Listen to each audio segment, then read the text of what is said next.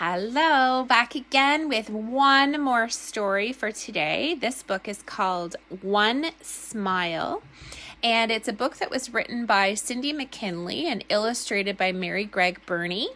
And I'm dedicating this book to a very sweet 6-year-old birthday boy because, today I really think he needs an extra smile. It's got to be hard for kids right now having birthdays while we're all in isolation and especially younger kids not being able to have those birthday parties. So I wanted to dedicate this book to you, Marcus. It's called One Smile. And I really liked this intro. So the forward here. So I'm just going to read it. For my parents, Dennis and Ann Croy, who taught me to believe in myself, my friends for cheering me on, and my children whose smiles brighten my life every day. That's by Cindy McKinley. And this was Mary Greg Burney's. For all my friends and family who patiently posed for me and my dear friends of the Great Art Support Group. So let's get started. This book, again, is called One Smile. One breezy summer morning, Katie was walking through the park with her mother. "Hurry up, sweetheart," her mother urged, "or we'll be late for the bus." "Oh, Mommy," said the little girl, "I sure hope our van is fixed in time for Grandpa's birthday party." Just then, they noticed a sad young man sitting alone on a bench. Katie stopped for a moment and smiled brightly at him. The young man had lost his job and was feeling very discouraged. Dozens of people had walked by that morning, but no one seemed to notice him. Then this little girl appeared and touched his heart with the sweetest smile he'd ever seen. He suddenly felt inspired to start looking for a new job.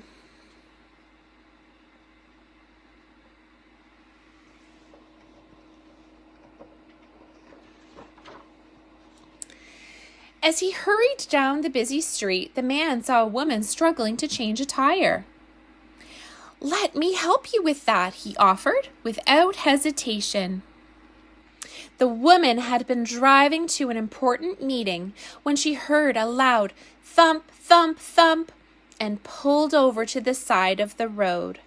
Many people had passed by before this helpful young man came to her rescue. Later, as she finished lunch, the woman was feeling grateful for the young man's help. So she left an extra large tip. "Thanks a lot," the waitress called out. On her way home, the waitress decided to surprise her children. Using the extra tip money, she picked up sodas, potato salad, and fried chicken.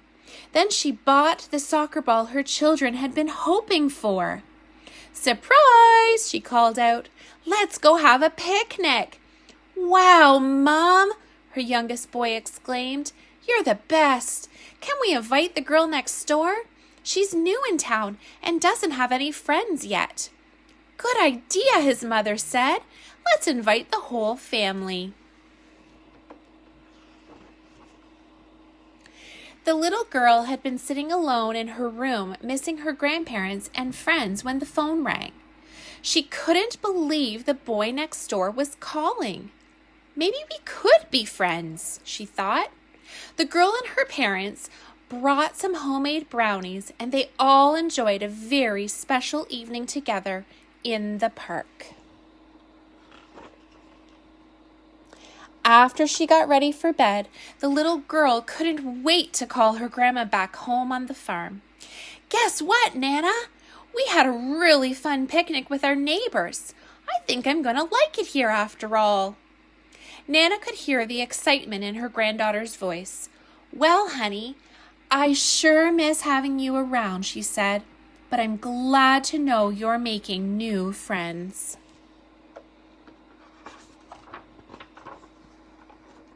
After hanging up, Nana took out her favorite stationery. Wanting to share the good feeling, she wrote a letter to each of her grandchildren. Inside every envelope, she tucked a special sheet of animal stickers.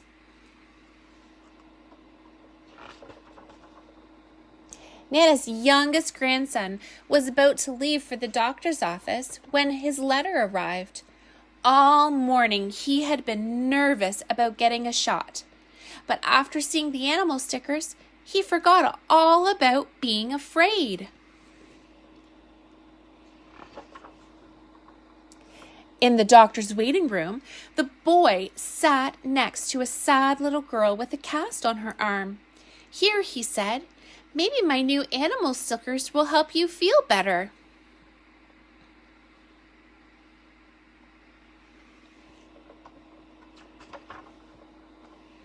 The girl stopped crying and carefully placed the stickers on her cast. As the children giggled together, her father sighed with relief. His daughter had been upset for hours, and now she was happy again. After taking her home, the father rushed back to his busy auto shop.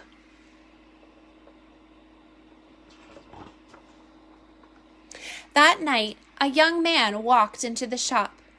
"Do you have any job openings?" he asked. "I work hard and I'm good at fixing cars." Still remembering the little boy's kindness in the doctor's office, the girl's father decided to give this stranger a chance. "Well," he said, "I could use some extra help. Let's give it a try." Do we recognize this man? The grateful young man arrived early for work the next morning. His first job was completing the repairs on a dark green van. Just before noon, he returned the keys to a woman and her daughter. "I'm glad I could help fix your van," he said. "Thank you," said the little girl. "Now we can go to Grandpa's birthday party after all." She smiled brightly at the man. It was a smile he remembered very well. Do you remember the smile? And a smile that was changing the world. Because all it takes is one smile.